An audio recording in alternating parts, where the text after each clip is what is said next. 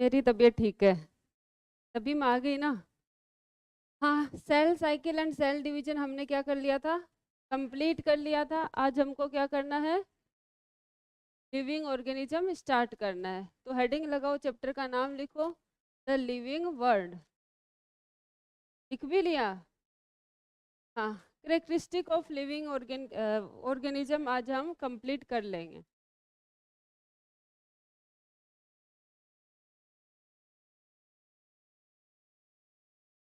The living world, the living world में हम क्या पढ़ने वाले हैं?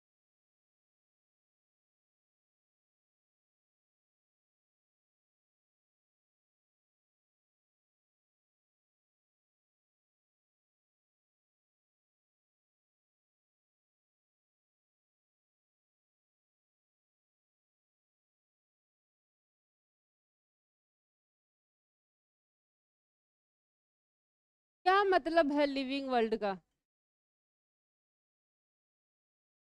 जिंदा संसार। वाह, क्या बात है, क्या मतलब बताए हैं। लिविंग वर्ल्ड का मतलब क्या है? जिंदा संसार, जिंदा लोगों का संसार। और कोई? अरे और कोई बताएगा लिविंग वर्ल्ड? ये चैप्टर पढ़ा ही नहीं कभी। वेरी गुड बेटा। लिविंग का मतलब क्या होता है? लिविंग, जो लिविंग है, जो जिंदा है। वर्ल्ड का मतलब जहाँ पे बहुत सारे लिविंग ऑर्गेनिज्म, वो जगह है जहाँ पे क्या होता है, different type of living organism present होते हैं। तो कहाँ प्रेजेंट है different type of living organism? Earth पे प्रेजेंट है ना। तो अर्थ को हम क्या बोल सकते हैं? लिविंग वर्ल्ड भी बोल सकते हैं ना। क्यों बोल सकते हैं? क्योंकि डाइवर्सिटी ऑफ ऑर्गेनिज्म क्या होता है, प्रेजेंट होता है किस पे? अर्थ पे। तो जब हम लिविंग की बात करते हैं तो हमारे दिमाग में दो क्वेश्चन आते हैं, ऐसा एनसीईआरटी कहती है, वैसे मेरे दिमाग में कभी आया नहीं, है ना। सबसे पहला क्वेश्चन, लिविंग क्या है? What is living?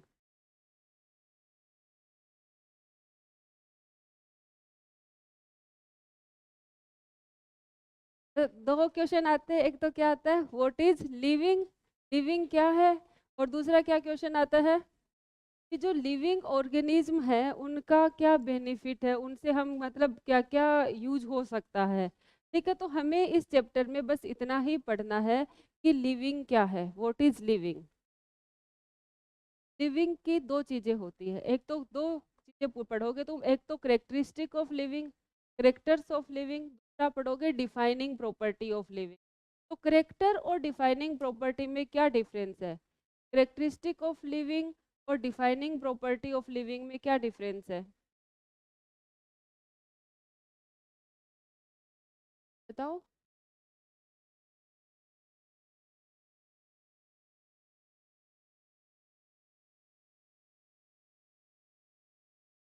ग्रोथ के आधार पे लिविंग को लिविंग नहीं बोल सकते? अच्छा, मतलब ऐसा, ऐसी चीज जो लिविंग में पाई जाती है उसको शो करती है, रिप्रेजेंट करती है, वो तो क्या होता है, करेक्टर।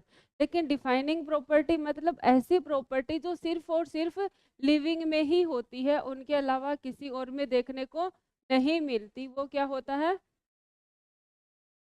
Defining property. मतलब वो सही से डिफाइन कर पाए लिविंग को कि हाँ इस वजह से ये लिविंग है, इस वजह से ये नॉन लिविंग है, वो क्या होती है, डिफाइनिंग प्रॉपर्टी। और जो बस करेक्टर बताए, जैसे सांस लेना है, ग्रोथ करना है, मास का बढ़ना है, रिप्रोडक्शन करना है, ठीक है, ये सारी क्या है, प्रॉपर्टी तो है, लेकिन डिफाइनिंग प्रॉपर्टी नहीं है किसके, लिविंग की। ठीक है, तो लिविंग की प्रॉपर्टी, लिविंग के करेक्टर्स की बात करेंगे तो सबसे पहले लिखो करेक्टरिस्टिक ऑफ लिविंग।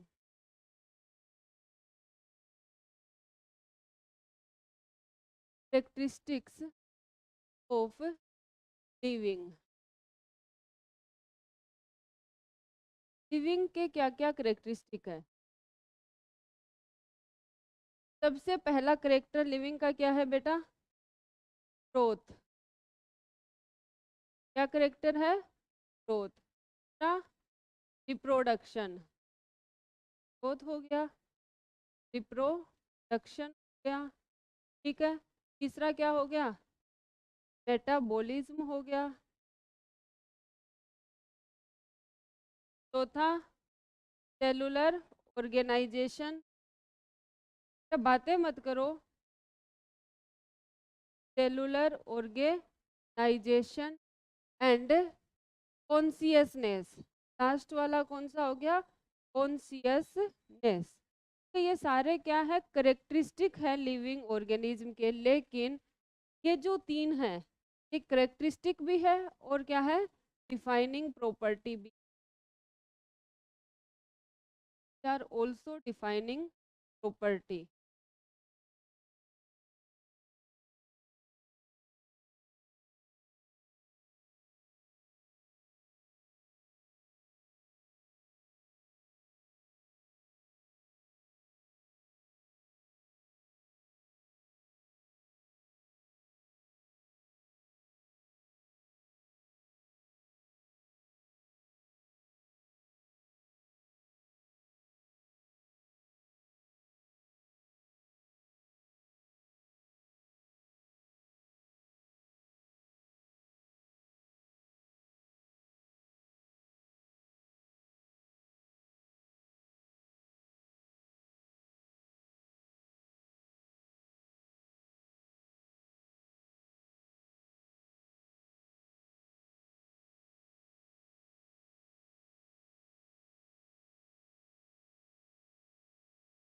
आगे अब हम वन बाय वन इनको पढ़ेंगे। सबसे पहले हम बात करते हैं बेटा किसकी? ग्रोथ की। ग्रोथ क्या है? बताएगा कोई?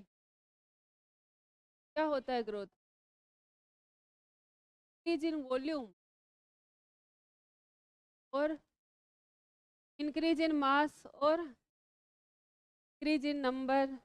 ये तो तुमने बता दिया ना। ग्रोथ को किस किस चीज में मेजर कर सकते हैं? मास के टर्म में, वॉल्यूम के टर्म में, नंबर के टर्म में, लेंथ के टर्म में। ग्रोथ को कैसे कैसे मेजर किया जाता है ये बताया है तुम लोगों ने। ग्रोथ होती क्या है ये पूछा है मैंने। What is growth? Increase in length and width. ठीक है, और कोई बताओ? कान साइटोप्लाज्मिक इंक्रीज। और वो तो सेल की ग्रोथ हो गई। Increase in number of cell. हाँ, ग्रोथ क्या होती है? परमानेंट। परमानेंट होती है, इरिवर्सिबल होती है, increase in size and mass of organism. Permanent increase होगा, एक बार हो गई तो होगी, अब वापस से ग्रोथ नीचे नहीं जाएगी। जब मैं पैदा हुई तब मैं छोटी थी, है ना? तुम भी छोटे थे जब पैदा हुए, तब छोटे बच्चे थे, इतू से थे। ठीक है, अब सारे क्या हो गए? इतने इतने बड़े हो गए। अब ऐसा हो सकता है क्या कि वापस ऐसा हो कि हम इतू से हो जाए? हो जाएगा क्या? ऐसा पॉसिबल है? नहीं, है ना? तो अगर हम एक बार इतने बड़े हो गए फिर वापस से उतने से हो जाते तो क्या उसे ग्रोथ कहते? नहीं ना। अब हम छोटे से थे, छोटे से इतने बड़े हो गए। ठीक है, परमानेंट अपनी क्या बढ़ गई? हाइट बढ़ गई, जो क्या है? इरिवर्सिबल, वापस से हम छोटे नहीं हो सकते। ठीक है, growth is permanent, irreversible, increase in size and mass of organism. हम बढ़ रहे हैं तो हमारी बॉडी की साइज भी बढ़ रही है और अपना वेट भी क्या हो रहा है? इंक्रीज हो रहा है। जब छोटे बच्चे थे तो 2 किलो के, 2.5 किलो के इतने ही पैदा हुए होंगे। अब कितने किलो के हो रखे हैं वो तुम खुद देख लो। ठीक है, समझ रहे हो ना? तो ग्रोथ क्या है? Permanent, irreversible, increase in size and mass of organism. उसको हम क्या बोलेंगे? ग्रोथ बोलेंगे। समझ आई बात? अरे समझे? बोलो ना कि समझ आई। ग्रोथ क्या है? It is permanent, permanent, irreversible, permanent, irreversible increase in, permanent irreversible increase in size and mass of organism, size and mass of organism। तो कोई भी लिविंग ऑर्गेनिज्म होता है, उसके बॉडी में दो तरीके के प्रोसेस होते हैं। एक होता है कैटाबॉलिज्म, एक होता है एनाबॉलिज्म। कैटाबॉलिज्म का मतलब टूटना, एनाबोलिज्म का मतलब जुड़ना। तो दोनों रिएक्शन होती रहती है ग्रोथ के दौरान, कैटाबोलिज्म भी होगी और एनाबोलिज्म भी होगी, लेकिन ज्यादा कौन होगा? ग्रोथ करना है, अभी बनाना है हमें, तो एनाबोलिज्म ज्यादा होगा ना। कौन ज्यादा होगा? एनाबोलिज्म। तो अपन लिख सकते हैं during growth anabolism is more than catabolism. या फिर बोलूं एनाबोलिक रिएक्शन क्या होते हैं, ज्यादा होती है as compare to catabolic reaction, क्योंकि एनाबोलिक रिएक्शन में ही नई नई चीजों का सिंथेसिस होता है, और कैटाबोलिज्म में तो क्या होता है, टूट जाती है चीजें। अब इसका मतलब ये नहीं है कि ग्रोथ होगी तो कैटाबोलिज्म होगा ही नहीं। रेस्पिरेशन जब होता है तो उसमें क्या होता है, ऑक्सीडेशन होता है ना, तब ग्लूकोज है वो टूटती है ना। तो अगर कोई लिविंग है, वो लिविंग है तो वो रेस्पिरेशन तो करेगा ना, कैटाबोलिज्म होगा ना। ग्रोथ में दोनों होंगे कि एक होगा, ये बताओ? दोनों होंगे, लेकिन ज्यादा कौन सा होगा? एनाबोलिज्म, बिल्कुल सही बात। लिखो आगे, ड्यूरिंग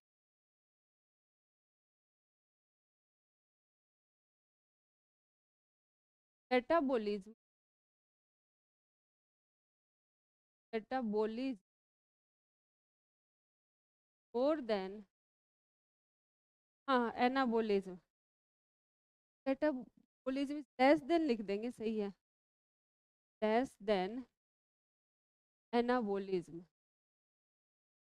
एनाबोलिज्म के कंपेयर में क्या होती, कम होती है कैटाबोलिज्म। ठीक है, नेक्स्ट बात, ग्रोथ क्या है, ट्विन्स करेक्टर है का, लिविंग का। इस ट्विन करेक्टर, ग्रोथ में दो करेक्टर शामिल होते हैं, कौन से? इंक्रीज इन मास और increase in number, increase in mass and increase in number. तो ग्रोथ में ट्विन करेक्टर होते हैं। ट्विन करेक्टर कौन कौन से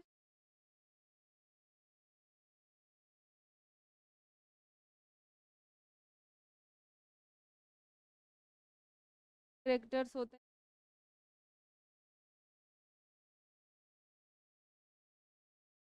इन मास,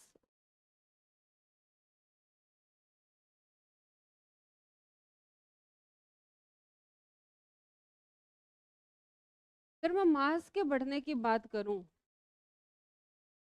अगर मास के बढ़ने को ग्रोथ माने, तो क्या ग्रोथ और सिर्फ में होती है?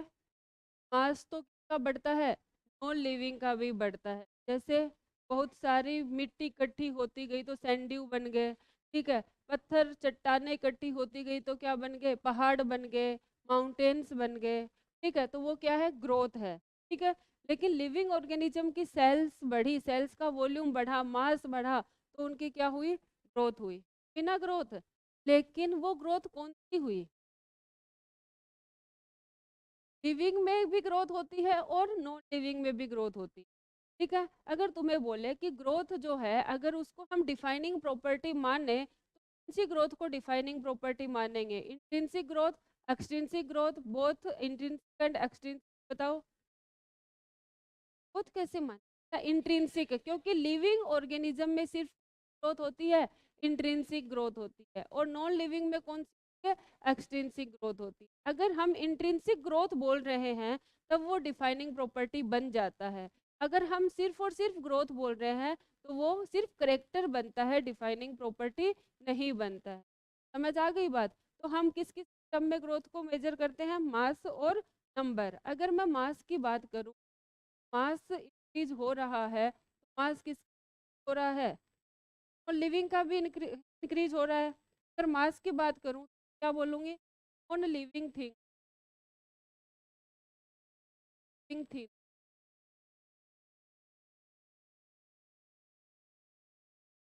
Non living also increase their mass by, कैसे इंक्रीज करते हैं, accumulation of material, by accumulation of materials. accumulation का मतलब इकट्ठा हो जाना, बहुत सारे मटेरियल क्या हो जाएंगे, इकट्ठे हो जाते हैं, तो वो उनकी क्या होती है, मास बढ़ जाता है। ठीक है, एग्जाम्पल क्या है इनके, माउंटेन्स,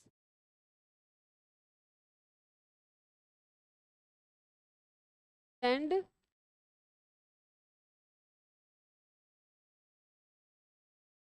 एक्सेट्रा। ठीक है, ये क्या है? Is extrinsic growth, is extrinsic growth. अगर हम नॉन लिविंग ऑर्गेनिज्म में CEOUS आएगा ना, सेंड्यू वो भी है, देख लेना, टिल्ले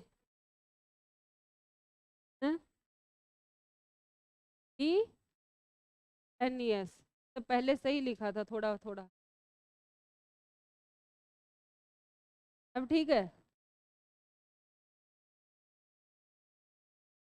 अंग्रेजी में थोड़ा हाथ तंग रह गया हमारा।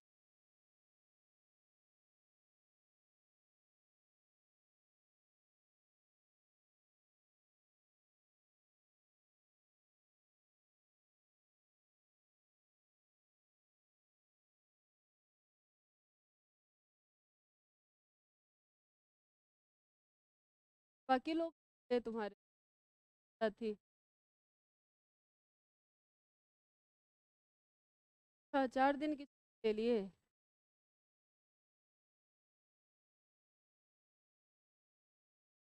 हैं? कैरियो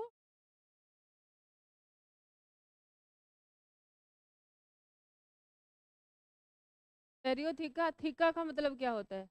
लेयर, और कैरियो मतलब न्यूक्लियर एनवेलप को क्या बोलेंगे? कैरियो थीका है प्रोकैरियोट में,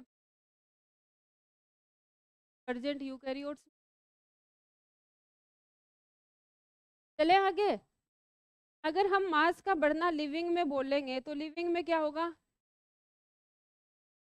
इन लिविंग इंट्रिंसिक ग्रोथ,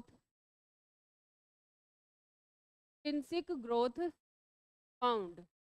कौन सी ग्रोथ फाउंड होती है लिविंग में? इंट्रिंसिक ग्रोथ होती है। अगर मैं नंबर के बढ़ने को ग्रोथ मानूं तो नंबर का क्या है? नंबर का बढ़ना ग्रोथ किस में होता है? यूनिसेलुलर ऑर्गेनिज्म में।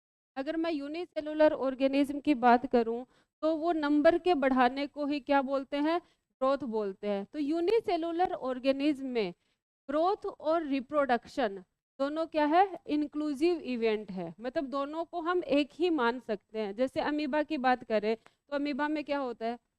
नंबर में बात करूं कि यूनिसेलुलर ऑर्गेनिज्म, और यूनिसेलुलर ऑर्गेनिज्म का अगर नाम आता है सबसे पहले हमारे दिमाग में कौन आता है? Amoeba. Unicellular organisms like amoeba, हाँ पैरामीशियम साथ साथ आ जाता है, amoeba, paramecium, amoeba, paramecium etcetera को growth and reproduction, growth and reproduction by is number of cell। ठीक है, अमीबा और पैरामीशियम दोनों क्या करेंगे? ग्रोथ शो करेंगे और रिप्रोडक्शन भी बताएंगे, किसको? नंबर को बढ़ना। अमीबा में कौन सा रिप्रोडक्शन होता है? बाइनरी फिजन होता है। बाइनरी फिजन में क्या होता है? एक अमीबा था, ठीक है, क्या हुआ? दो अमीबा में डिवाइड हो गया, ठीक है, दो अमीबा में क्या हो गया? डिवाइड हो गया, तो एक से दो बन गया, मतलब बाइनरी फिजन। ये क्या हो गया? इसका रिप्रोडक्शन। ऐसे ही होता है ना, एक अमीबा डिवाइड होके कितने अमीबा बना देता है? दो अमीबा बना देता है। तो एक से कितने बन गए? दो बन गए, मतलब इसका क्या हो गया? रिप्रोडक्शन हो गया। और एक से दो सेल होगी, मतलब सेल का क्या बढ़ गया? नंबर भी बढ़ गया। तो नंबर बढ़ना भी क्या है? ग्रोथ है। और नंबर बढ़ना ही क्या है इसमें? रिप्रोडक्शन है। यूनिसेलुलर ऑर्गेनिज्म बैक्टीरिया की भी अगर हम बात करें तो बैक्टीरिया की पॉपुलेशन को कैसे मेजर करेंगे? एक कंटेनर है मेरे पास ए, एक सॉल्यूशन है बी। ए सॉल्यूशन में बैक्टीरिया है 50, बी वाले में बैक्टीरिया है 100, तो कौन से की पॉपुलेशन ज़्यादा है? 100 वाले की ज़्यादा है। क्यों ज़्यादा है? 100 वाले में क्या है? ज़्यादा बैक्टीरिया है। तो नंबर का बढ़ना हम क्या बोलते हैं? रिप्रोडक्शन बोलते हैं। और नंबर का बढ़ना ही क्या होता है? उनमें ग्रोथ होता है। तो दोनों एक साथ रिप्रेजेंट हो रहे हैं। तो ग्रोथ एंड रिप्रोडक्शन आर क्या होते हैं? इंक्लूसिव इवेंट होते हैं। किसमें? यूनिसेलुलर ऑर्गेनिज्म में, ठीक है। तो एक पॉइंट लिखेंगे हम अलग से, इन यूनिसेलुलर ऑर्गेनिज्म की सेलुलर ऑर्गेनिजम्स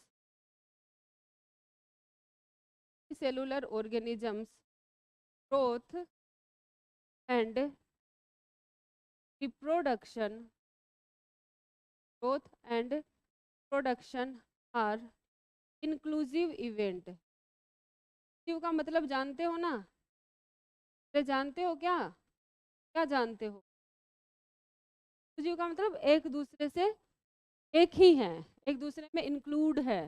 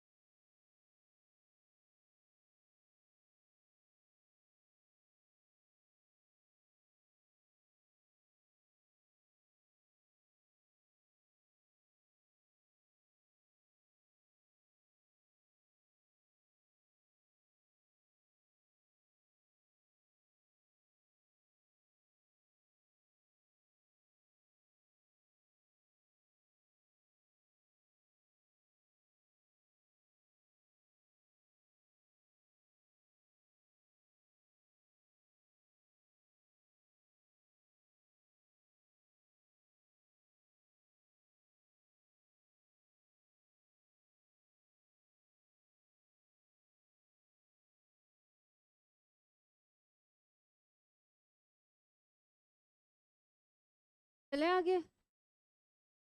अब बताओ, क्या मल्टी सेलुलर में ग्रोथ नहीं होती, नंबर नहीं बढ़ता? बढ़ता है। तो मल्टी सेलुलर ऑर्गेनिज्म में क्या होगा, नंबर बढ़ने से ग्रोथ होगी। वो तो लिखवाने की जरूरत नहीं है, क्योंकि एक्स्ट्रा पॉइंट किसमें था, इसी में था। अब इसमें इंक्लूसिव है तो उसमें क्या हो जाएगा, मल्टी सेलुलर में एक्सक्लूसिव हो जाएगा, है ना। सेल के नंबर बढ़ने से क्या होगा, ग्रोथ होगी। लेकिन रिप्रोडक्शन ऐसे थोड़ा ना हो जाएगा नंबर बढ़ने से। कैसे होगा रिप्रोडक्शन? या तो एसेक्सुअल होगा या फिर सेक्सुअल होगा, है ना। रिप्रोडक्शन अलग चीज है और ग्रोथ अलग चीज। इसमें मल्टी सेलुलर ऑर्गेनिज्म में मैं बात करूं कि एल्गी की, तो एल्गी में रिप्रोडक्शन कैसे होगा, फ्रेगमेंटेशन से, है ना। एक एल्गी फ्रेगमेंट में डिवाइड हो गया और वो क्या बना दिया, नया नया एल्गी बना दिया, है ना। या फिर स्पोर फॉर्मेशन से हो गया, उसने स्पोर बना दिया, स्पोर जर्मिनेट होके क्या बना दिया, नया फंजाई बना दिया। स्पोर फॉर्मेशन फंजाई में होता है ना, ऐसे करके। तो हम बोल सकते हैं in multicellular organism multicellular organism growth and production are growth and production are exclusive event.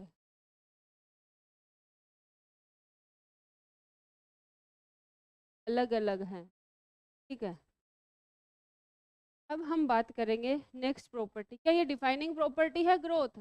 नहीं है। क्यों नहीं है? क्योंकि नॉन लिविंग में भी पाया जाता है। तो हम बोल सकते हैं it is not defining property of living. Growth की बात कर रहे हैं ना, is not defining property of living.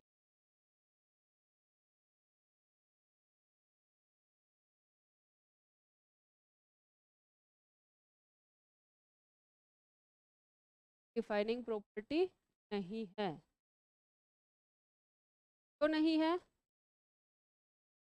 क्योंकि नॉन लिविंग भी क्या शो करते हैं, ग्रोथ शो करते हैं।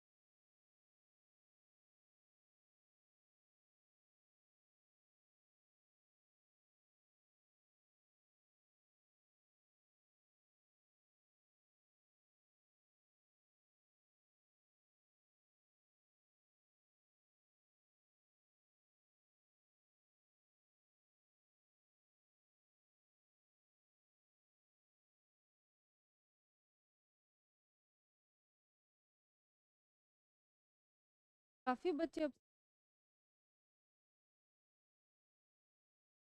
इतनी जल्दी घर चले गए। चलें आगे।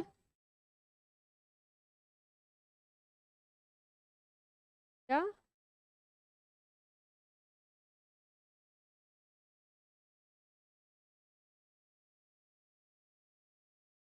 तुम्हें दिखाई दे रहा है बेटा?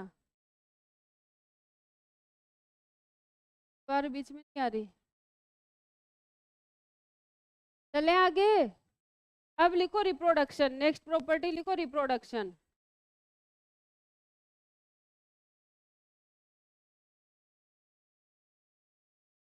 रिप्रोडक्शन क्या होता है? रिप्रोडक्शन तो पेरेंट्स से प्रोजीनी का बनना। और बताओ, रिप्रोडक्शन को डिफाइन करो बेटा। जो अपना वंश तैयार कर ले। अच्छा, अपना वंश, वंश तो बेटा वो कहते हैं ना, लड़का लड़के को वंश, ये हमारा नाम रोशन करेगा, वंश आगे बढ़ाएगा। तो लड़की पैदा हो गई, इसका मतलब रिप्रोडक्शन नहीं हुआ? हाँ हुआ। तो डिफाइन करो ना, जो वंश बढ़ाए वो reproduction. Fusion of male gamete and female gamete. जब एसेक्सुअल रिप्रोडक्शन होगा तो उसमें फ्यूजन नहीं होगा। एक ऑर्गेनिज्म से दूसरा ऑर्गेनिज्म बने, एक ऑर्गेनिज्म से दूसरा ऑर्गेनिज्म बने, वो रिप्रोडक्शन। ठीक है। और कोई तो सिमिलर टू पेरेंट्स हो, और जेनेटिक मटेरियल हो, और जिसे माइटोसिस या मियोसिस हो, और मतलब जो भी कुछ आ रहा है ना दिमाग में सब बना दो, सबको मिला के फिर हम एक डेफिनेशन बना देंगे, है ना।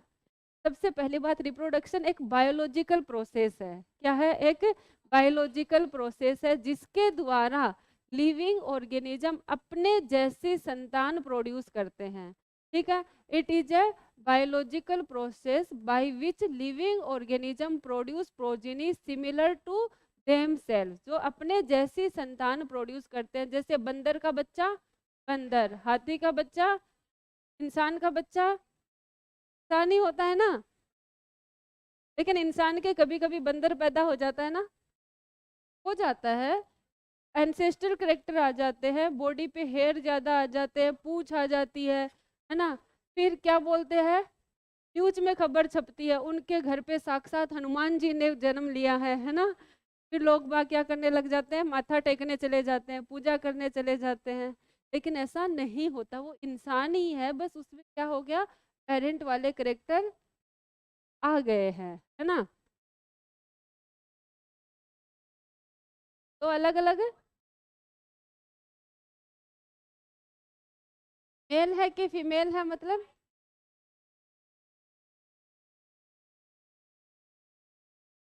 अच्छा, वो तो बेटा जबरदस्ती करवाया गया क्रॉस है। That is not natural process. Natural process से अगर अगर रिप्रोडक्शन नेचुरली हो रहा है, एक ही स्पीसीज में होता है, वो अलग अलग स्पीसीज में हम करवा ही नहीं कर सकते रिप्रोडक्शन। कि अर्नस्ट मेयर ने क्या बोला था, स्पीसीज जो होती है वो रिप्रोडक्टिवली क्या होती है, आइसोलेट होती है। एक स्पीसीज के ऑर्गेनिज्म अपनी स्पीसीज के साथ ही रिप्रोडक्शन कर सकते हैं, वो दूसरी के साथ नहीं कर सकते। अगर जबरदस्ती करवाओगे तो खच्चर ही पैदा होंगे बेटा, है ना। जैसे गधे और घोड़े का क्रॉस करवाया तो क्या पैदा हुआ, म्यूल पैदा हुआ, खच्चर पैदा हुआ। क्या वो रिप्रोडक्शन कर सकता है आगे? नहीं कर सकता ना। इसीलिए प्रकृति के साथ खिलवाड़ नहीं करना चाहिए, है ना। हाँ, केदारनाथ में वजन, हाँ पता था कि लोग बाग केदारनाथ जाएंगे तो उनको वजन ढोने की जरूरत पड़ेगी। वजन ढोने का काम गधे भी कर सकते हैं, ठीक है, लेकिन वो उनमें ज्यादा सामर्थ्य होती है क्योंकि उसमें दोनों के करेक्टर आ जाते हैं। हाँ, अपन उस पर्पज के लिए वो सही है, लेकिन वो आगे प्रोजेनी प्रोड्यूस नहीं कर सकता। मतलब वो एक क्या बोले, एक्चुअल एक्चुअल में वो एक स्पीसीज हम उसको काउंट नहीं कर सकते हैं। कि स्पीसीज कौन होती है, जो अपनी कॉन्टिन्यूटी को बनाए रखे, है ना। चले बात, रिप्रोडक्शन क्या है, एक बायोलॉजिकल प्रोसेस है जिसमें लिविंग ऑर्गेनिज्म अपने समान संतानें पैदा करता है, जिसको हम क्या बोलेंगे, रिप्रोडक्शन। रिप्रोडक्शन क्या है, it is biological process, it is biological process in which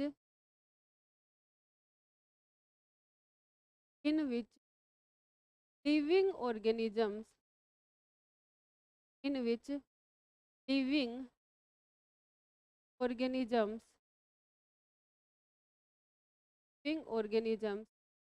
produce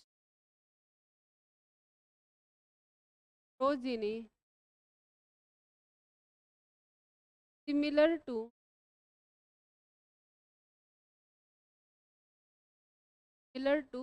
themselves.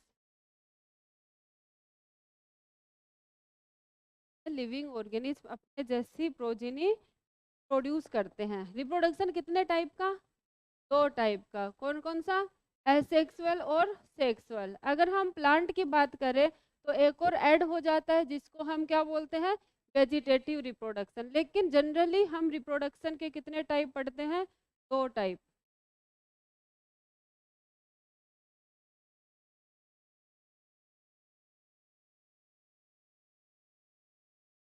कौन सा? पहला इज एसेक्सुअल, दूसरा सेक्सुअल। एसेक्सुअल रिप्रोडक्शन में क्या होता है? एक ही पेरेंट काम में आता है, ठीक है, और वो अपने जैसी प्रोजेनी प्रोड्यूस करता है, सिमिलर, कोई वेरिएशन नहीं आते, ठीक है। लेकिन सेक्सुअल रिप्रोडक्शन में क्या होता है? 2 पेरेंट इन्वॉल्व होते हैं, गैमेट का फॉर्मेशन होता है, गैमेट का फ्यूजन होता है। ये सब हम पढ़ लेंगे कहाँ पे? जब रिप्रोडक्शन वाला चैप्टर पढ़ेंगे। अभी एसेक्सुअल रिप्रोडक्शन के बारे में थोड़ी बात करेंगे। क्या होता है? सिंगल पेरेंट पोल होता है, parent pole. The gamete formation may or may not take place. Gamete formation हो भी सकता है और नहीं भी हो सकता, और may not takes place। क्या बनते हैं? टोन फॉर्म होता है। टोन जानते हो ना? क्या होता है? मतलब जो भी ऑर्गेनिज्म प्रोड्यूस होंगे वो आपस में भी सेम होंगे और अपने पेरेंट के भी सेम होंगे, उसको हम क्या बोलेंगे? टोन बोलेंगे, ठीक है। अब कौन कौन सा होता है एसेक्सुअल रिप्रोडक्शन? किस प्रोसेस से होता है? पहले मैं बोलूं बाई फ्रेगमेंटेशन। फ्रेगमेंटेशन से किस में होगा? स्पाइरोगायरा, एल्गी में हो जाएगा। बडिंग, कौन से मेथड से? बडिंग। बडिंग किस में होता है? यीस्ट और हाइड्रा में। तीसरा रीजनरेशन, किस में देखने को मिलेगा? प्लेनेरिया में। और स्पोर फॉर्मेशन किस में होगा? बैक्टीरिया और फंजाई में, क्या है? और कौन रह गया? सीजन, हाँ। एग्जाम्पल कौन हो गया फ्रेगमेंटेशन का? एल्गी, जैसे स्पाइरोगायरा है। बडिंग में कौन हो गया? यीस्ट और हाइड्रा। पता है ना बडिंग क्या होती है? क्या होती है? रीजनरेशन किस में होगा? पहले मैं लिख दूं, पूछूंगी। प्लेनेरिया। स्पोर फॉर्मेशन किस में होगा? बैक्टीरिया, फंजाई, एल्गी, सब में हो। बैक्टीरिया, फंजाई, लोअर प्लांट्स बोलते ज़्यादा सही रहेगा, क्योंकि और किस में बनते हैं? सेक्सुअल रिप्रोडक्शन भी बनते, ठीक है। अब बताओ फ्रेगमेंटेशन में क्या होगा? एक फंजाई है, वो छोटे छोटे फ्रेगमेंट में डिवाइड हो गया और हर एक फ्रेगमेंट क्या बना दिया? नया ऑर्गेनिज्म बना दिया। बडिंग क्या है? एक बड लाइक स्ट्रक्चर निकलती है, फिर न्यूक्लियस डिवाइड होता है, न्यूक्लियस क्या होता है? उस बड के अंदर चला जाता है, ठीक है। फिर वो बड क्या हो जाती है? पेरेंट प्लांट से डिटैच हो जाती है, क्या बना देती है? नया ऑर्गेनिज्म बना देती है। रीजनरेशन, रीजनरेशन में जो पार्ट लॉस हुआ है वो वापस से डिजनरेट हो जाता है। स्पोर फॉर्मेशन में क्या होता है, जब एडवर्स कंडीशन आती है तो थिक वॉल स्ट्रक्चर बनती है जिसको क्या बोलते हैं, स्पोर बोलते हैं। और जब सूटेबल कंडीशन आएगी तो वो स्पोर क्या हो जाएगा, जर्मिनेट हो जाएगा। बाइनरी फिजन तो लिखा ही नहीं, इधर लिख रही हूँ बाइनरी फिजन, एसेक्सुअल में ये 5वां बाइनरी फिजन।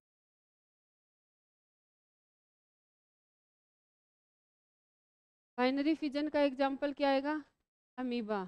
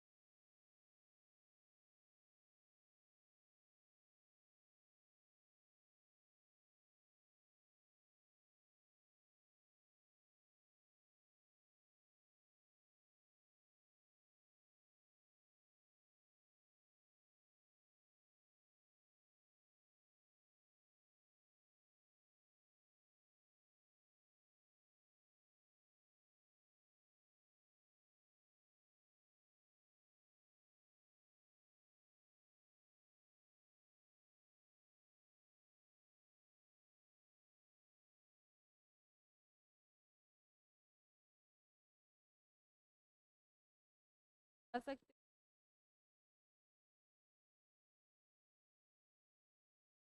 क्या सबने,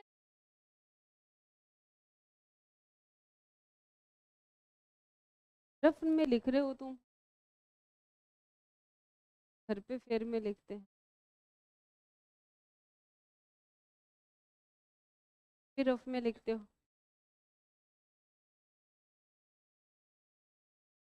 रिवीजन फिजिक्स केमिस्ट्री का किया करो, उठने तो यहीं रख लिख लिया करो। चले आगे, sexual reproduction. Sexual reproduction, sexual reproduction में क्या होता है बताओ। दो पेरेंट होते हैं, गैमेट का फॉर्मेशन होता है, फ्यूजन ऑफ गैमेट होता है और जाइगोट बनता है और एम्ब्रियो बनता है। तो लिख दूं क्या क्या होगा, टू पेरेंट्स इन्वॉल्व होते हैं, parents involved, gamete formation takes place. हमेशा बनेंगे गैमेट इसमें, gamete formation takes place, gametes का फॉर्मेशन होगा। इसके अलावा क्या होगा, फ्यूजन ऑफ गैमेट होगा। फ्यूजन ऑफ गैमेट बोले तो फर्टिलाइजेशन, फ्यूजन ऑफ गैमेट्स या फिर फर्टिलाइजेशन बोल दो। फिर नेक्स्ट स्टेप क्या होगा, जाइगोट फॉर्मेशन, है ना। जाइगोट फॉर्मेशन के बाद में क्या होगा, एम्ब्रियोजेनेसिस। क्या होगा, एम्ब्रियोजेनेसिस। ये सारे स्टेप जिस रिप्रोडक्शन में होते हैं वो क्या होता है? सेक्सुअल। एम्ब्रियोजेनेसिस बोले तो एम्ब्रियो फॉर्मेशन, एम्ब्रियो का बनना इज एज एम्ब्रियोजेनेसिस। एम्ब्रियो के बनने को हम क्या कहते हैं? एम्ब्रियोजेनेसिस कहते हैं। अब बताओ, ये लिख लो।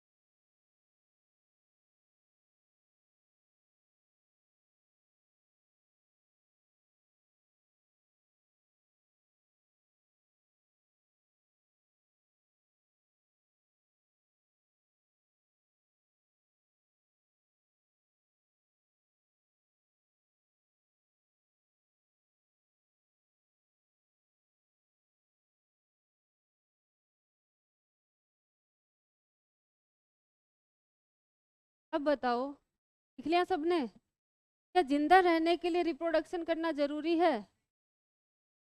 रिप्रो नहीं है, नहीं है ना। मतलब इसका मतलब ये क्या है? डिफाइनिंग प्रॉपर्टी है क्या? नहीं है। अब कोई लिविंग है वो रिप्रोडक्शन करे, ये जरूरी है? नहीं है। लेकिन लिविंग है तो रिप्रोडक्शन कर सकता है, उसकी चॉइस है, लेकिन वो जरूरी नहीं है। ठीक है, तो रिप्रोडक्शन लिविंग से, लिविंग होने से मतलब जिंदा होने से रिप्रोडक्शन का कोई लेना देना नहीं है। ठीक है, अगर रिप्रोडक्शन नहीं कर रहा तो भी उसको हम क्या मानेंगे? लिविंग मानेंगे। अगर रिप्रोडक्शन कर रहा है तो भी लिविंग है, मतलब उसका एक करेक्टर है। लिविंग का करेक्टर है कि वो रिप्रोडक्शन करे। अगर वो नहीं कर रहा है तो कोई बात नहीं। अब ऐसे तो है नहीं कि वो लिविंग नहीं हुआ, जैसे स्टेराइल ह्यूमन कपल होते हैं, है ना। अब वो रिप्रोडक्शन नहीं कर पाते, ठीक है, बच्चे पैदा नहीं कर पाते, तो क्या वो लिविंग नहीं है? नहीं है। ऐसे गर्दन हिला रहे हो, है वो लिविंग। क्या है? लिविंग है। इसीलिए मतलब, और जो अब हम बात करते हैं वर्कर हनी बी की, वर्कर हनी बी रिप्रोडक्शन करते हैं? नहीं करते। वो कैसे होते हैं? स्टेराइल होते हैं, लेकिन वो लिविंग तो है ना। इसीलिए हम क्या बोलते हैं? रिप्रोडक्शन लिविंग की डिफाइनिंग प्रॉपर्टी नहीं है, क्योंकि बहुत सारे लिविंग ऑर्गेनिज्म ऐसे हैं जो लिविंग तो है लेकिन रिप्रोडक्शन नहीं करते। लिविंग तो है लेकिन रिप्रोडक्शन नहीं करते। कौन कौन है? बाल ब्रह्मचारी तो बस बेटा रहने दो तुम। पता नहीं कितने ब्रह्मचारी बना रखे हैं उन्होंने, अपने प्रोड्यूस कर रखे होते हैं, है ना। वो उनका सीक्रेटली चलता है। ऐसे ऐसे होता है ना, मतलब पहले ऐसे नहीं होता था कि किसी औरत के बच्चे नहीं हो रहे हैं, वो बांझ है, ऐसे वैसे। मतलब वो तुम देखते थे ना, मतलब तुम पढ़ते हो जूलॉजी में, इरिथ्रोब्लास्टोसिस फिटेलिस। और तो पहले कौन ब्लड चेक करता था? किसे पता होता था किसका नेगेटिव है, किसका पॉजिटिव है? तो एक बच्चा उनके हो गया, मान लो वो किसी कारणवश कुछ भी हो गया, अबॉर्शन हो गया, कुछ भी हो गया, अब दूसरा बच्चा उनके पैदा नहीं हो रहा है, वो डॉक्टर के जा रहे हैं, कुछ भी, डॉक्टर कहाँ थे, हकीम के पास जाते थे, फिर कोई सलाह देता था बाबा के पास चले जाओ, है ना। बाबा के पास जाने से बच्चा हो जाता था। क्यों? क्योंकि बाबा पॉजिटिव नहीं होता था, बाबा का ब्लड ग्रुप क्या होता था? नेगेटिव होता था, है ना। ये तो मतलब बाल ब्रह्मचारी को हम इसमें इंक्लूड नहीं करेंगे। ठीक है, तो ऐसे बेटा भरोसा नहीं कर सकते ना हम किसी पे। तो हम, हाँ बाबा तो जेल में ही रहते हैं ना फिर। अब अपने को उस पर डिस्कस नहीं करना है, इधर आ जाओ, है ना। सेक्सुअल रिप्रोडक्शन में हम बात कर रहे थे कि जैसे कुछ ऑर्गेनिज्म है, सम ऑर्गेनिज्म जैसे, जैसे स्टेराइल ह्यूमन कपल, ठीक है, म्यूल है और वर्कर भी है, वो क्या नहीं करते? रिप्रोडक्शन नहीं करते, फिर भी वो क्या है? लिविंग है। ठीक है, तो मैं लिखूं some organisms, some organisms like mule, sterile, human couple, और मैं बात करूं कि वर्कर बी, वर्कर बीज, worker bee etcetera note note able to produce, not able to reproduce, but these are living,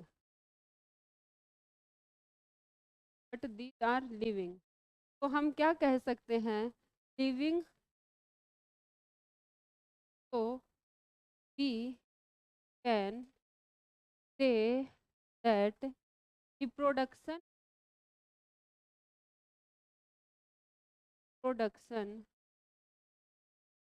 also not defining property living organism, not defining property of living, defining property of living.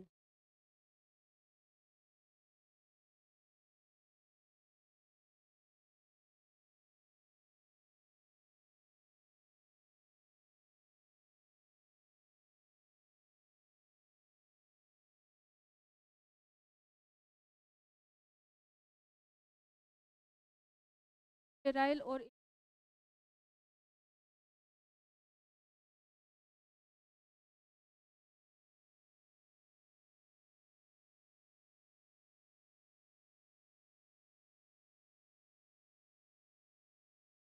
Produce कर सकते हैं, तो अलग thing बोल सकते हैं।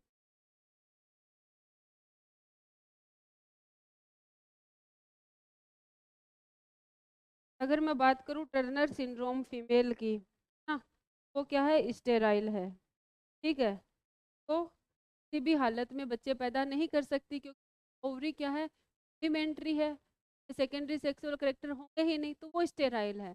अगर हम बात करें नॉर्मल कपल की, तो उनके बच्चे पैदा नहीं हो रहे हैं, लेकिन वो एग वगैरह तो प्रोड्यूस कर ही रहे हैं, ठीक है, उस एग का यूज करके हम क्या कर सकते हैं, इन विट्रो फर्टिलाइजेशन करवा सकते हैं, वो उसको क्या बोलेंगे हम, इनफर्टाइल। तो यहाँ पे स्टेराइल ह्यूमन कपल की जगह इनफर्टाइल ह्यूमन कपल लिखना ज़्यादा सही रहेगा।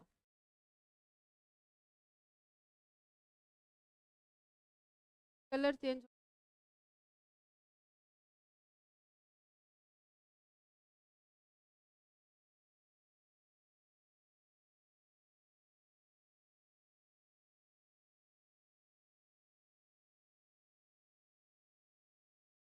तो प्रॉपर्टी हो गई। तीसरी प्रॉपर्टी क्या है, मेटाबॉलिज्म, तो हेडिंग लगाइए मेटाबॉलिज्म।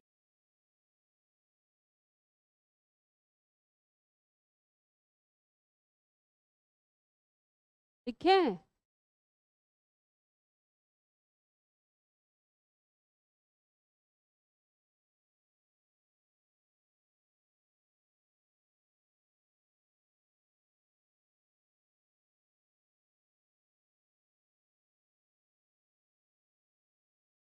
मेटाबॉलिज्म क्या होता है,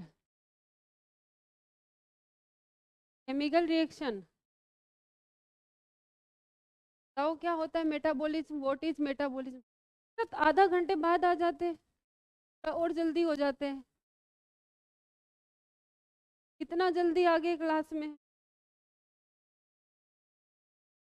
मैं ऐसे नहीं फील हो रहा कि कुछ ज़्यादा ही जल्दी आ गए क्या, जोर से बोलो,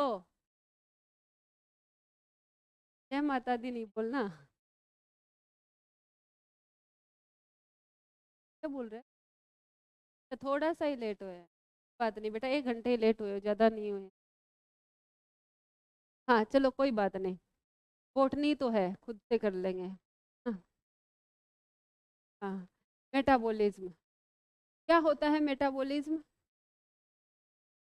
sum total of all chemical reaction occur inside the body of organism, organism की बॉडी में जितनी भी केमिकल रिएक्शन हो रही है उनका टोटल क्या होता है, मेटाबॉलिज्म होता है। अब ये केमिकल रिएक्शन दो तरीके की हो सकती है, या तो कैटाबोलिक हो सकती है या फिर एनाबोलिक हो सकती है। ये हमने बात की क्या होती है, या तो कैटाबोलिक होती है या फिर एनाबोलिक हो सकती है। कैटाबोलिक होगी मतलब उसमें क्या होगा, जो लार्ज कॉम्प्लेक्स मॉलिक्यूल है वो क्या होंगे, ब्रेक होंगे, किसमें, सिंपल मॉलिक्यूल में। और एनाबोलिक होगी उसमें क्या होगा, सिंपल मॉलिक्यूल्स मिलके क्या बनाएंगे, कॉम्प्लेक्स मॉलिक्यूल का फॉर्मेशन करेंगे। ठीक है। अब बताओ कि कोई रिएक्शन है तो अगर हम टेस्ट ट्यूब में करवाए, क्या वो लिविंग होगी कि नॉन लिविंग, रिएक्शन लिविंग होगी। लेकिन एनसीईआरटी तो कह रही है reaction occurs outside the body, neither living nor not living. ना तो लिविंग है ना ही नॉन लिविंग है। ऐसा क्यों कहा है एनसीईआरटी ने, बताएगा कोई? पढ़ लो भले ही ये लाइन दी हुई है कि नहीं दी हुई है, इसका मतलब बता दो मेरे को।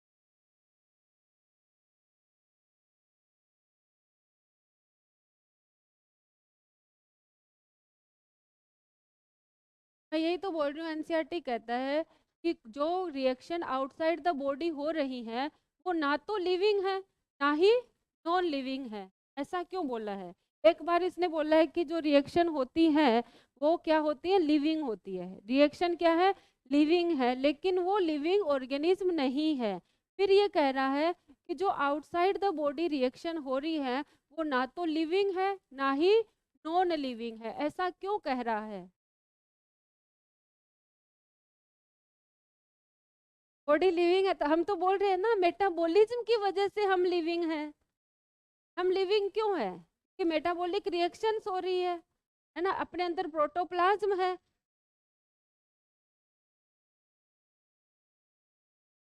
स्टेबल कंडीशन हम प्रोवाइड कर रहे हैं, इस वजह से वो क्या है, आर्टिफिशियली प्रोवाइड कर रहे हैं, इसलिए वो क्या है कि वो नॉन लिविंग, उसको लिविंग कहा जाता है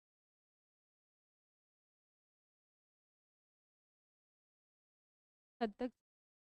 अब बताओ कोई भी लिविंग रिएक्शन होती है लिविंग ऑर्गेनिज्म बॉडी में, वो किसकी प्रेजेंस में, एंजाइम की प्रेजेंस में होती है। ठीक है। और बॉडी के बाहर जो रिएक्शन होती है वो कहाँ होती है, में कैटाबोलिक क्या बोलते हैं उसको, अरे कैटलिस्ट। ठीक है, जो केमिकल रिएक्शन होती है वो किसकी प्रेजेंस में होती है, कैटलिस्ट की प्रेजेंस में होती है। ठीक है। अगर रिएक्शन को हम टेस्ट ट्यूब में करवा रहे हैं और एंजाइम की प्रेजेंस में करवा रहे हैं, ठीक है, किसी, क्योंकि लिविंग ऑर्गेनिज्म की रिएक्शन है तो एंजाइम की प्रेजेंस में होगी। अगर उसको हम एंजाइम की प्रेजेंस में करवा रहे हैं तो वो रिएक्शन क्या मानी जाएगी, लिविंग मानी जाएगी। अगर हम उसको एंजाइम के अब्सेंस में करवाएंगे तो वो क्या होगी, नॉन लिविंग होगी। ठीक है, तो वो क्या होगी, नॉन लिविंग। तो हम ये बोल सकते हैं कि ना या तो वो लिविंग है या नॉन लिविंग है, या फिर बोल दो कि ना तो लिविंग है ना ही नॉन लिविंग है, दोनों में से एक बात बोल सकते हो, है ना। अगर एंजाइम की प्रेजेंस में हो रही है तो क्या है, लिविंग। अगर एंजाइम की अब्सेंस में हो रही है तो क्या है, नॉन लिविंग है। ठीक है। तो मेटाबॉलिज्म होता क्या है, sum total of sum total of all chemical reaction, all chemical reaction occurs, all chemical reaction occurs side the side the body of body of living organism, side the body of living organism as metabolism, side the body of known as metabolism। क्या बोलेंगे, metabolism.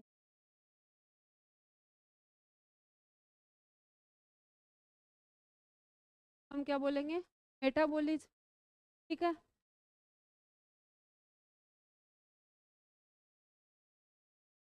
हम क्या बोल सकते हैं? Living reactions, living reactions also occurs outside the body, outside the body।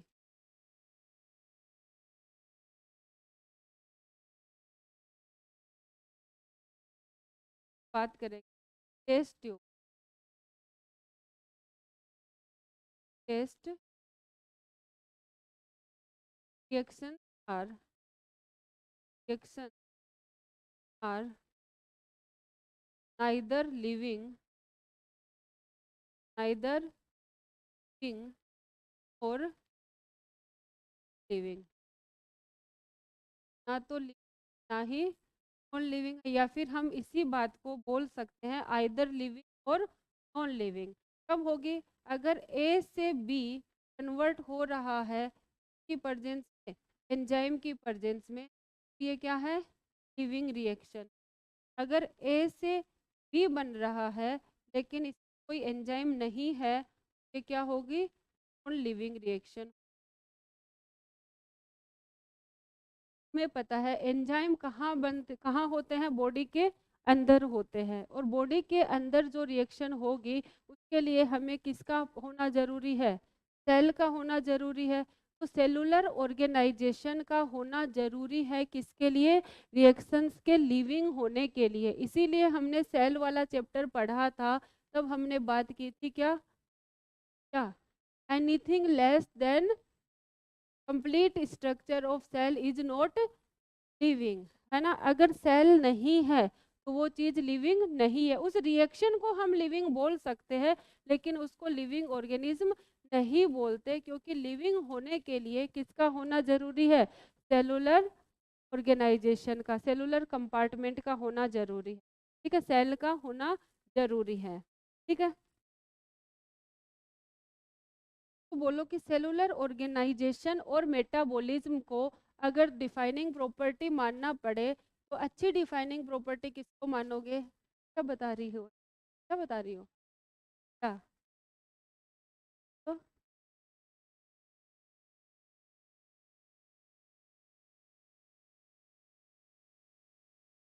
Organism में सारे आ जाते हैं, बैक्टीरिया, प्लांट, सब में जितने भी धरती पे जीव जंतु है ना, और ऑर्गेनिज्म का मतलब जीव जंतु, जीव जिंदा कोई भी हो सकता है ऑर्गेनिज्म में, मतलब मोनेरा से लेके एनिमेलिया तक। और एनिमेलिया में भी मोनेरा से हम बात करें, मोनेरा किंगडम से लेके एनिमेलिया में भी इंसानों तक सबसे वेल डेवलप है, वहां तक आ जाते हैं। अरे वायरस नहीं आता, वायरस तो नो लिविंग नहीं है, सेलुलर है। वो कनेक्टिंग लिंक है between living and non living की। चले, मैं यहाँ पे लिख देती हूँ। तो यहाँ पे लिखेंगे cellular organisation, cellular organisation is essential for, essential for living organism। अगर लिविंग है तो उसके लिए किसका होना जरूरी है? सेलुलर ऑर्गेनाइजेशन का होना जरूरी है। अगर तुमसे पूछे मेटाबॉलिज्म और सेलुलर ऑर्गेनाइजेशन में कौन सा दोनों डिफाइनिंग प्रॉपर्टी है, लेकिन ज्यादा डिफाइनिंग प्रॉपर्टी कौन सी होगी? Cellular organisation. क्योंकि मेटाबॉलिज्म तो बॉडी के बाहर भी हो सकता है, अगर वो एंजाइम की अब्सेंस में है तो वो लिविंग नहीं है। ठीक है, और एंजाइम की प्रेजेंस में होगा और होगा तो वो रिएक्शन लिविंग होगी, लेकिन वो लिविंग ऑर्गेनिज्म काउंट नहीं करेंगे। लिविंग ऑर्गेनिज्म कब काउंट करेंगे? जब वो सेल के अंदर हो रहा है, मतलब सेलुलर ऑर्गेनाइजेशन है। समझ गए बेटा? दिया सबने?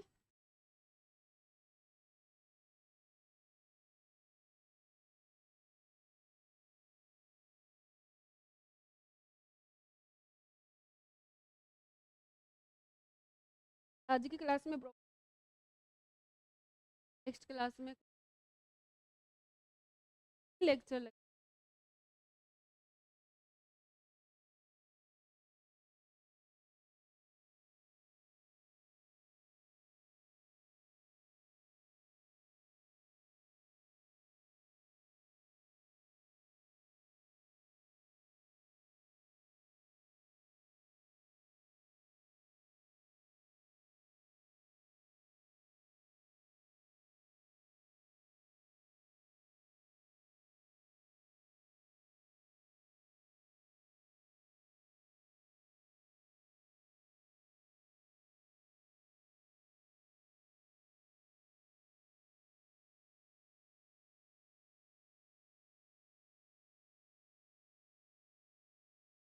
चलें आगे।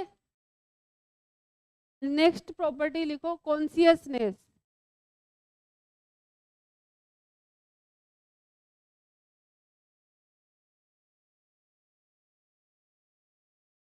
कॉन्शियसनेस क्या होता है? कॉन्शियसनेस कौन बताएगा? एबिलिटी टू होशो हवास, एबिलिटी टू सेंस एनवायरनमेंट। तो क्या होता है? और कोई बताएगा? एक्सटर्नल स्टिमुलाई से अगेंस्ट रिएक्ट करना। कोई और? सही बोला है तुमने। बताओगे? नहीं बताओगे? तुम्हारा नाम क्या है? पहले भी पूछा था शायद मैं, हम चाहती हूँ। हाँ बताओ बेटा। तुम्हारे अकॉर्डिंग क्या है? कौन सा जेल हो जाएगी गलत बता दोगे तो? बताओ जो आता है। स्टिमुलाई का रिएक्शन करना, ठीक है, सही जा रहे हैं। तो कॉन्शियसनेस क्या है?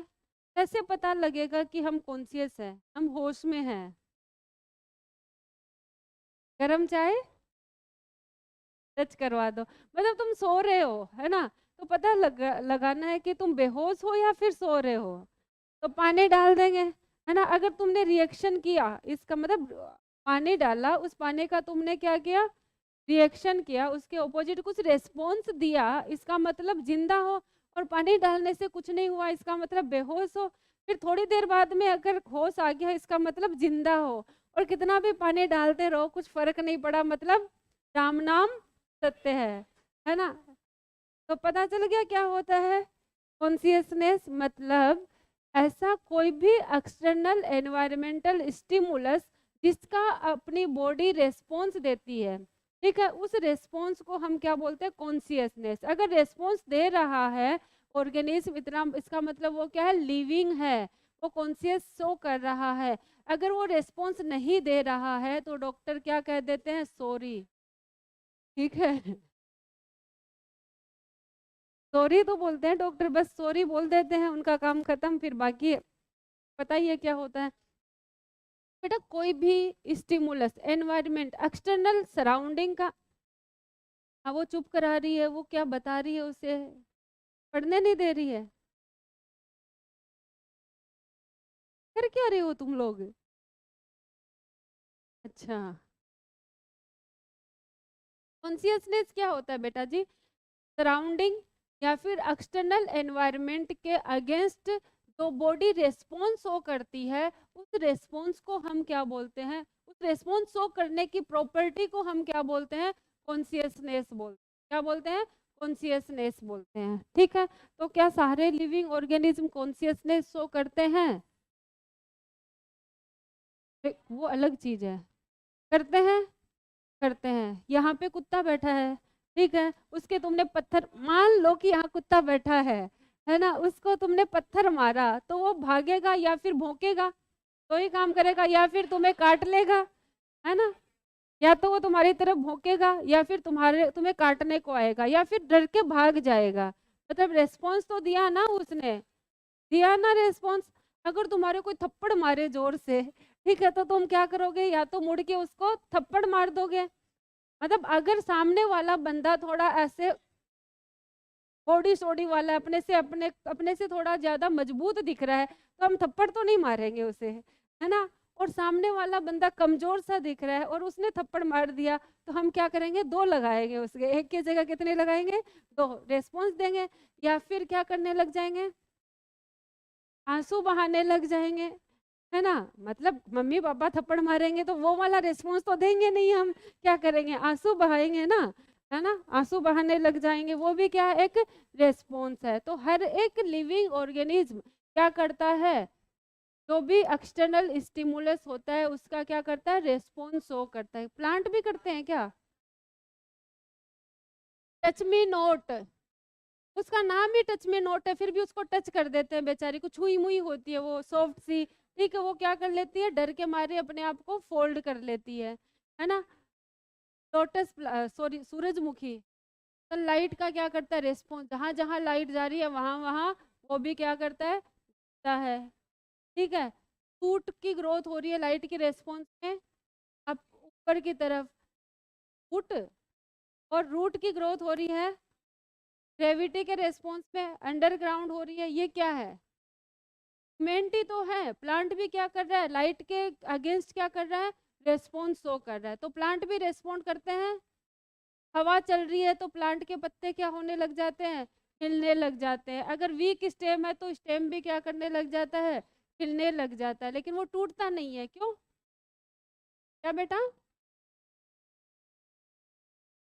नॉन लिविंग भी क्या करते हैं, अरे बेटा वो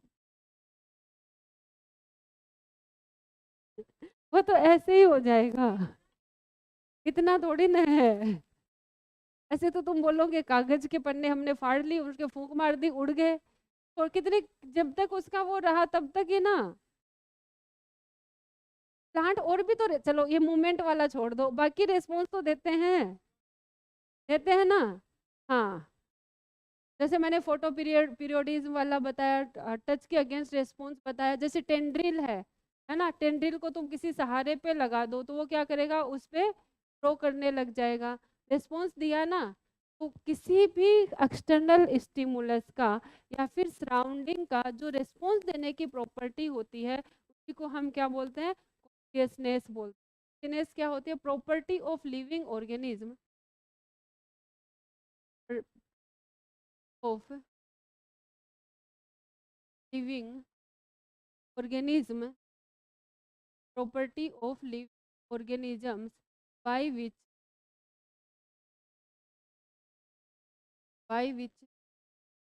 they show they respond respond response to their surrounding, response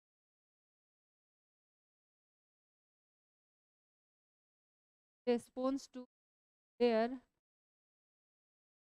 surrounding or external external environment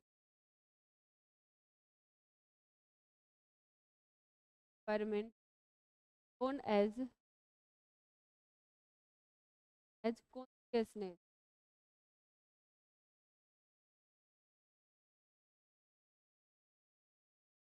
हर एक ऑर्गेनिज्म क्या करता है, कॉन्शियसनेस शो करता है without any exception.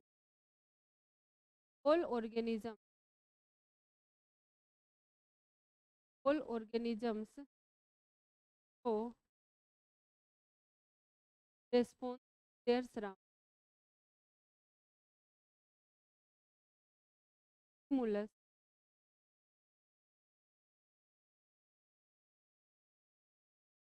their surrounding, surrounding में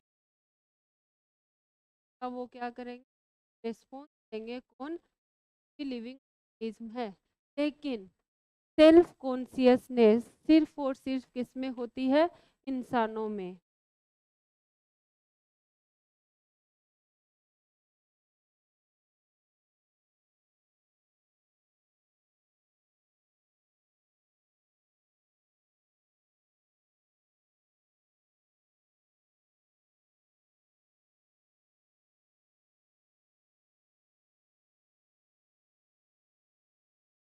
सेलुलर ऑर्गेनाइजेशन और फिर है मेटाबॉलिज्म।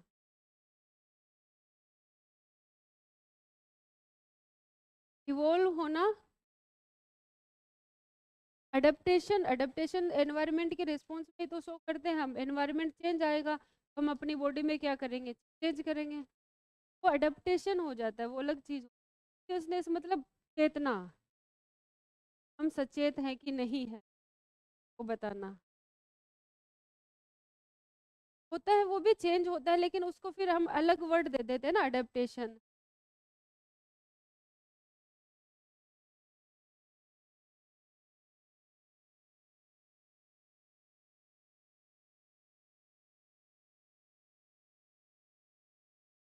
ये लिविंग को डिफाइन करता है। लिविंग ऑर्गेनिज्म क्या है, जो अपने आप रेप्लिकेट होते हैं, तो इवोल्यूशन शो करते हैं, ठीक है। ने क्या बोला, आ सकता है, लेकिन वो एक अलग टर्म दे दी ना हमने उसके लिए, तो हम बस चेतना से रिलेट समझते हैं, लेकिन इवोल्यूशन में तो बहुत सारे चेंजेस आ सकते हैं ना। चेंज तो हो रहा है, कॉन्शियसनेस तो शो कर रहा है, लेकिन उसको हम ओवरऑल अलग टर्म दे देंगे। मतलब ये क्या बोल रहा है, लिविंग ऑर्गेनिज्म वो होता है जो रेप्लिकेशन कर सके, टाइम के साथ इवोल्व कर सके, अपने आप को रेगुलेट कर सके, ठीक है, और इंटरनल एनवायरनमेंट के साथ क्या कर सके, इंटरेक्ट कर सके, तो हम क्या बोलते हैं, लिविंग ऑर्गेनिज्म बोलते हैं। लिविंग को एक तरह से डिफाइन किया है, हम भी करेंगे अभी। लिख लिया सबने, चले आगे। हाँ, अब लिखो सेल्फ कॉन्शियसनेस। सेल्फ कॉन्शियसनेस क्या होता है,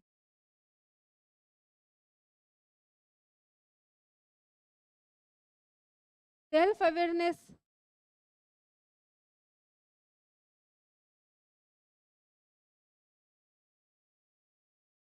क्या सारे ऑर्गेनिज्म सेल्फ कॉन्शियसनेस शो करते हैं, ऐसे नहीं करते। होता क्या है कॉन्शियस, सेल्फ कॉन्शियसनेस, खुद से बात करना सेल्फ कॉन्शियसनेस होता है।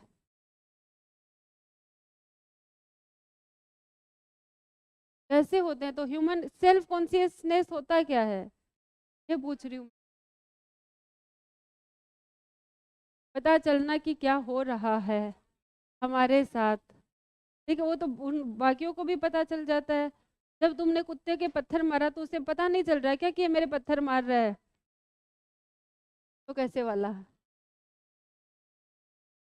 हमारी,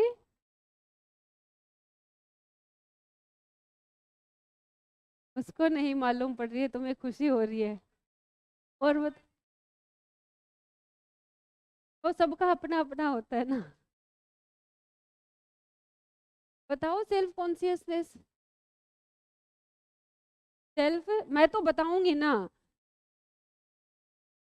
बताओ क्या होता है सेल्फ कॉन्शियसनेस।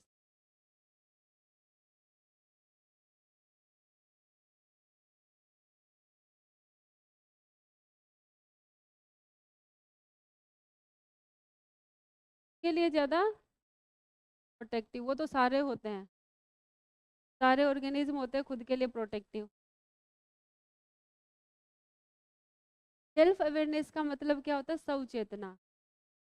सवचेतना, अपनी चेतना, अपनी चेतना का क्या मतलब है, तुम यहाँ पे हो लखनऊ में, ठीक है, तो तुम कहाँ से आए हो, लखनऊ कहाँ से आए हो, कोई इलाहाबाद से आया, मान लो लखनऊ में आया है।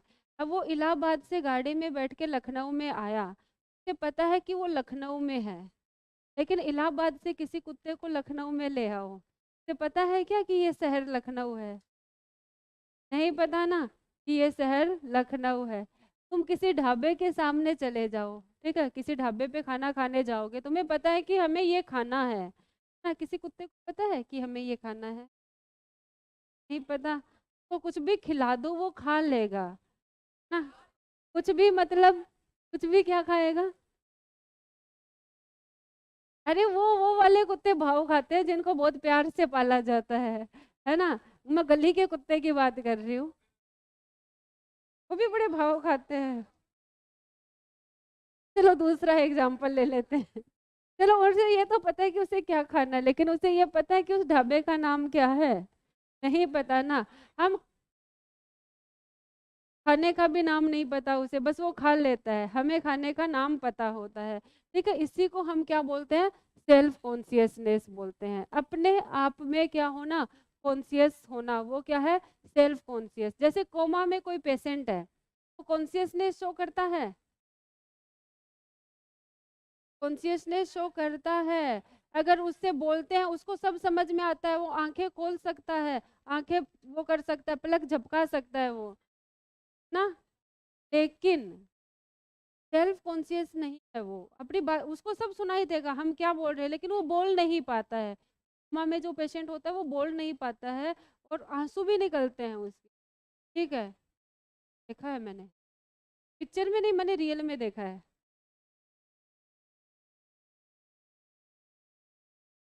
Parent,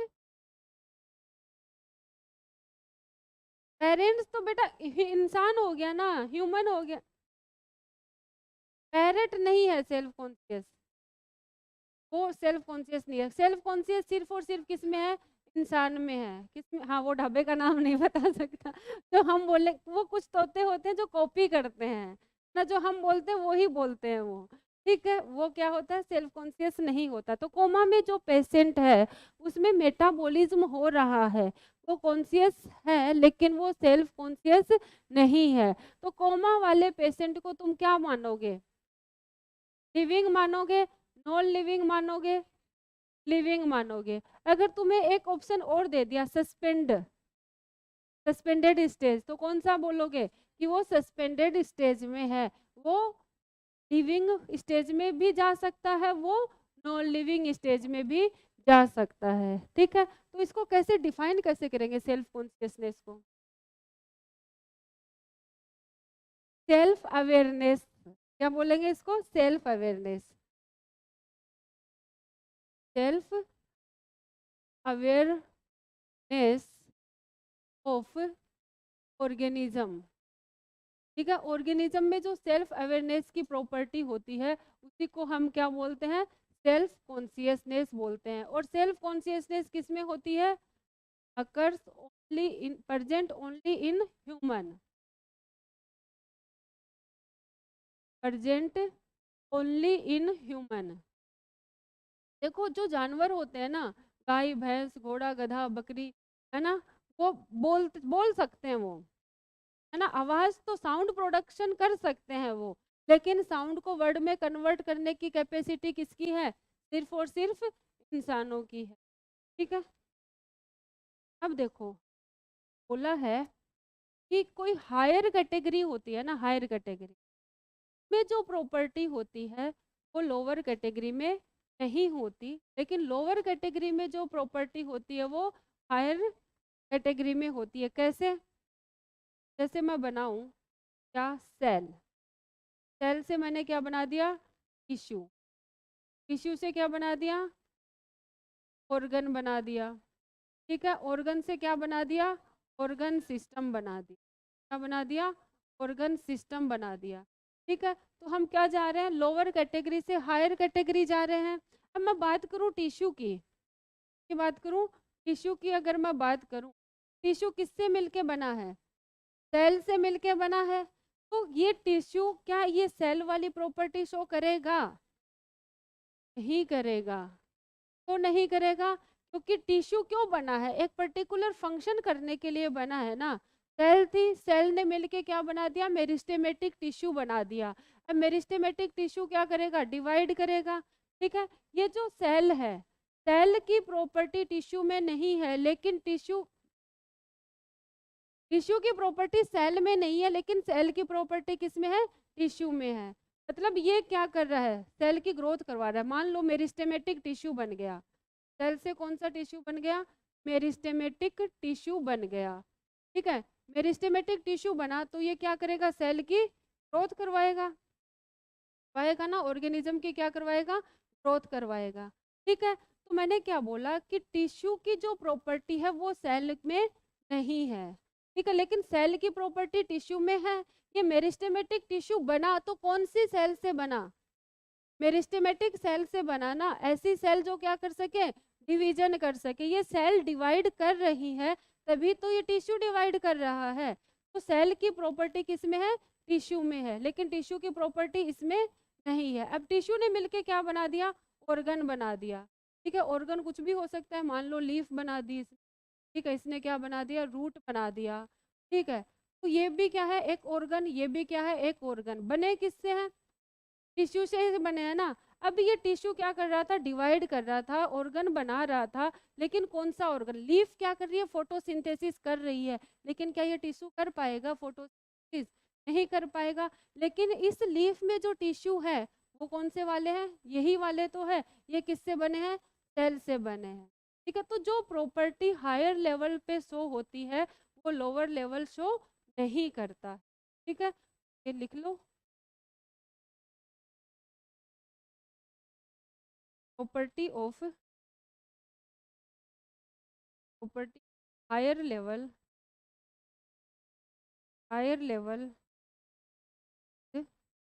note on by lower level taxonomical hierarchy, taxon hierarchy.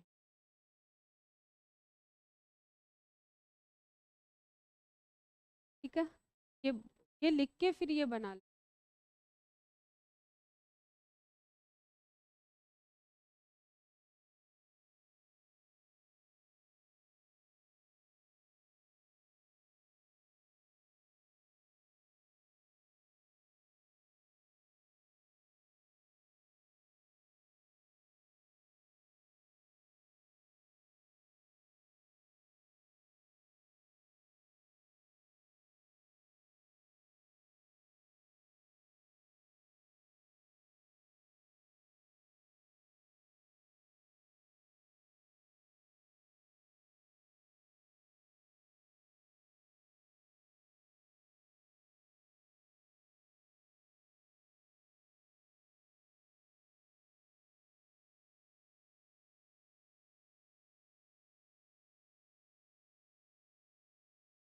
क्या, अब हम लिविंग की डेफिनेशन लिखेंगे। लिविंग होता क्या है, सेल्फ रेप्लिकेटिंग, सेल्फ रेगुलेटिंग, जो अपने खुद का रेप्लिकेशन कर सके, अपने आप को रेगुलेट कर सके एनवायरनमेंट के according, evolving and interactive system, तो किसके साथ इंटरेक्शन कर सके, एनवायरनमेंट के साथ इंटरेक्शन कर सके, उसको हम क्या बोलेंगे, लिविंग बोले। क्या बोलेंगे, लिविंग। फाइन कर ले लिविंग को, है क्या। हाँ टाइम हो गया बेटा, 5 मिनट बची है, 5 मिनट में डेफिनेशन लिख लेंगे हम, है ना। लिखे लिविंग डेफिनेशन, लिविंग है क्या, इतनी सारी चीजें इतनी सारी चीजें पढ़ने के बाद में लिविंग क्या है को कैसे डिफाइन करेंगे, चीज सेल्फ रेप्लिकेटिंग इवॉल्विंग, मतलब जो क्या कर रहे, इवॉल्व होता रहे, इवोल्यूशन को करता रहे, self replicating evolving regulating, self regulating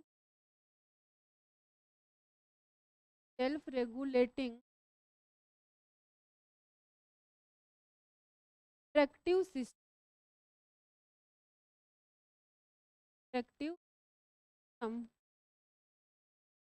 that responds to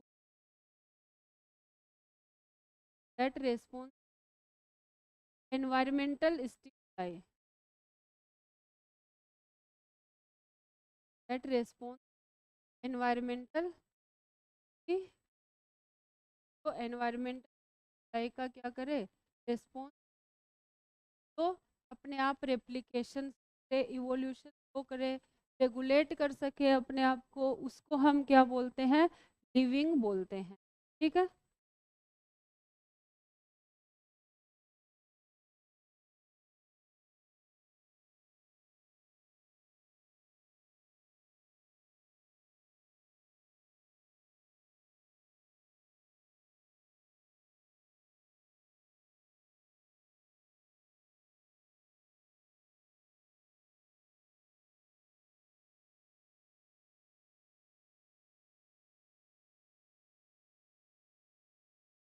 लिख लिया सबने?